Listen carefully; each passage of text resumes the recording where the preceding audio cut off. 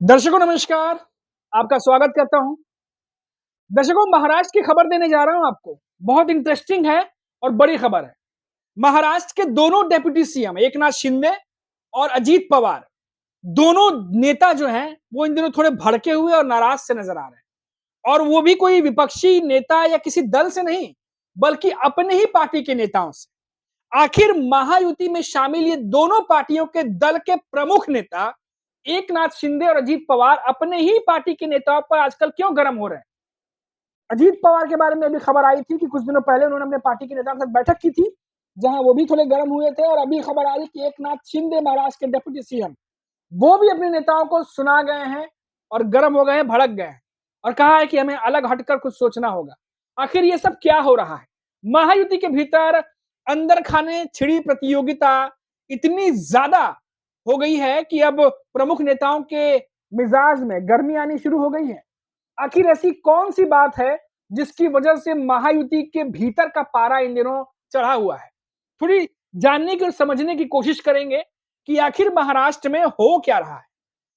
पहले शुरुआत करते हैं दोस्तों महाराष्ट्र के उप मुख्यमंत्री अजीत पवार की, जिन्होंने अभी सुनने में आया था कि कुछ दिनों पहले बैठक की थी और बैठक में बहुत सारी बातें हुई थी।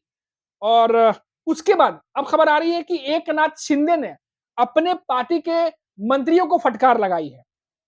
खबर तो ये भी है कि एकनाथ शिंदे ने अक्षम मतलब जो कार्य कर पाने में सक्षम नहीं है, उन मंत्रियों को फटकार लगाई है। अब एकनाथ शिंदे ने मंत्रियों के काम करने के तरीकों पर नाराजगी जताई। एकनाथ शिंदे ने पार्टी संगठन के लिए समय न देने वाले मंत्रियों पर भी निशाना साधा है। दरअसल महायुति सरकार के दोबारा सत्ता में आने के बाद से एकनाथ शिंदे की पार्टी के मंत्री सबसे ज्यादा विवादों में रहे हैं।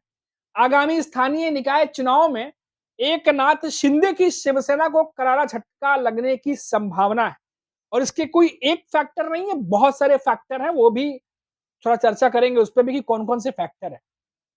इसीलिए एकनाथ शिंदे अपनी ही पार्टी के मंत्रियों को सख्त चेतावनी देते हुए इन दिनों दिखाई दे रहे हैं। कुछ दिन पहले महायुति सरकार की कैबिनेट बैठक हुई। इस बैठक के बाद उप मुख्यमंत्री और एकनाथ शिंदे की शिवसेना के शीर्ष के नेता हैं एकनाथ शिंदे, उन्होंने निर्मल भवन में अपनी पार्टी के मंत्रियों की एक गुप्त बैठक की। जी हाँ दोस्तों, गुप्त बैठक। इस बैठक में शिंदे ने अपनी पार्टी के मंत्रियों को कड़े शब्दों में फटकार लगाई। शिंदे ने प्रशासनिक कार्य प्रणाली और पार्टी संगठन की उपेक्षा पर अपनी नाराजगी जताई है। इस पर एकनाथ शिंदे ने अपने मंत्रियों को खरी खोटी सुनाई है। आपको बता दें कि कुछ मराठी चैनल्स हैं, उनकी रिपोर्ट्स है।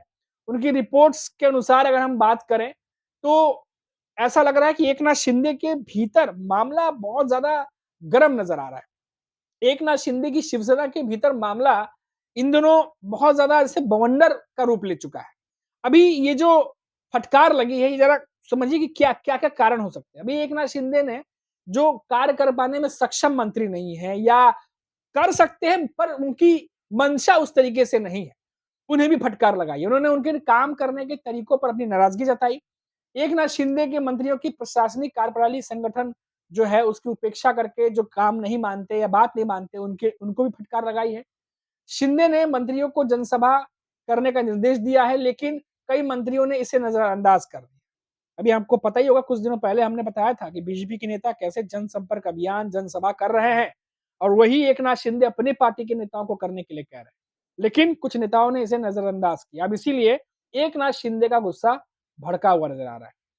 अब शिंदे की नाराजगी जो है वो लगातार जता रहे हैं। कई मंत्रियों को शिकायत मिल रही है कि वे पार्टी संगठन के लिए काम नहीं कर रहे। इसी वजह से एकनाथ शिंदे ने अपनी नाराजगी जाहिर की। अब दोस्तों देखिए, ये जो तमाम बातें हैं इसको थोड़ा गहराई से समझने की कोशिश करिए। एक तरफ महायुति के भीतर देवेंद्र फडणवीस और बीजेपी के नेता हैं, जो इस कदर तैयार बैठे हैं कि चाहे जितनी भी सीट जीतनी पड़े वो जीतेंगे इस बार की बीएमसी चुनाव में। और इसके लिए चाहे विपक्ष से लड़ना पड़े या सहयोगी दलों से ही चुनाव लड़ाई लड़ाई क्यों ना लड़ना पड़े, उनके सामने ही अपने कैंडिडेट्स क्यों ना उतारने पड़े, जिसे वो फ्रेंडली फाइट का नाम दे रहे हैं। और ऐसे में हमने आपको खबर बताई थी कि कैसे गणेश नाइक नवी मुंबई से लेकर ठाणे तक जनसभा आयोजित कर रहे हैं। और ये बात एकनाथ शिंदे को शायद अच्छी नहीं लग रही होगी, क्योंकि ठाणे उनका गढ़ है और अब अपने ही पार्टी को नेताओं को जब वो निर्देश दे रहे हैं कि आप भी जनसभा करिए, आप भी लोगों से मिलिए या बाकी तमाम चीजें, और वो नहीं हो रही हैं, तो जाहिर तौर पर एकनाथ शिंदे इस कंपटीशन में पीछे जा सकते हैं, बैकफुट पर जा सकते हैं। और यही वजह है कि एकनाथ शिंदे जो नेता गंभीरता से इन बातों को नहीं ले रहे, उन पर अब भड़कना शुरू हो चुके हैं, उन्हें फटकार लगाना शुरू कर चुके हैं। अब सुनिए ध्यान से, सोमवार से बुधवार तक कैबिनेट मीटिंग और फिर निर्वाचन क्षेत्रों में बैठकें करना शिवसेना के कई मंत्रियों की कार्यप्रणाली है। शिंदे ने इस कार्यप्रणाली पर अपनी नाराजगी जताई। शिंदे ने मंत्रियों को सीधे तौर पर चेतावनी दी है कि वे लोगों से समस्याओं का समाधान करने के लिए मिले जुले, वहां उन्हें सोचना पड़ेगा कि कैसे लोगों के बीच और पैठ बनाई जाए, और साथ साथ कई लोगों को मंत्री पद से हटाए जाने का अब डर सताने लगा है। ये बात भी है कि अगर वो नहीं मानते हैं तो मंत्री पद भी जा सकता है। इससे पहले आपको बता दें कि अजीत पवार की एनसीपी जो है, उनके बारे में कुछ ऐसी खबरें आई थी। पिछले हफ्ते अपनी पार्टी के मंत्रियों को अपनी कार्य क्षमता बढ़ाने का निर्देश अजीत पवार ने दिया था। अजीत पवार इस बात से नाराज थे कि पालक मंत्री होने के बावजूद उनके जिलों का दौरा नहीं करते, सिर्फ दिखावे के लिए जिले में न जाए, अन्यथा सीटें खाली करने के लिए तैयार रहे। अजीत पवार ने अपने मंत्रियों को साथ साथ चेतावनी दी है। अब बात यहाँ ये उठती है दोस्तों कि अचानक ऐसा क्या हो गया है कि दोनों डिप्टी सीएम अपने पार्टी के नेताओं को ऐसे चेतावनी देने की मूड में नजर आ रहे हैं, और साफ-साफ कह रहे हैं कि अगर उनका कहा नहीं माना गया, तो आप अपने मंत्री पद को खाली करने के लिए तैयार रहिए। आखिर ये नौबत क्यों आई है? ये बात क्यों आई है? अब जरा इस बात को समझिए धीरे-धीरे कि कुछ दिनों पहले आपको याद होगा कि देवेंद्र फडणवीस एक फंक्शन में गए थे, जहां उन्होंने एकनाथ शिंदे के अंतर्गत आने वाले कुछ विभागों पर जमकर उन्होंने खरी-खोटी सुनाई थी। क्योंकि कुछ प्रोजेक्ट डिले चल रहे थे, कुछ काम स्लो चल रहे थे, तो फडणवीस ने, महाराष्ट्र के सीएम देवेंद्र फडणवीस ने एकनाथ शिंदे के अंतर्गत आने वाले विभागों को लेकर के कर्मचारियों को खरी-खोटी सुनाई थी और काफी कुछ कह दिया था। और उस समय ये खबर बनी थी कि क्या एकनाथ शिंदे और देवेंद्र फडणवीस के बीच जो दूरियां आई हैं, क्या इसकी वजह से देवेंद्र फडणवीस का ये गुस्सा भड़का है? लेकिन कई जानकारों ने ये भी कहा कि कई मंत्री अपने विभाग में सही काम नहीं कर रहे, और इसी वजह से ये फटकार लगना लाजमी था।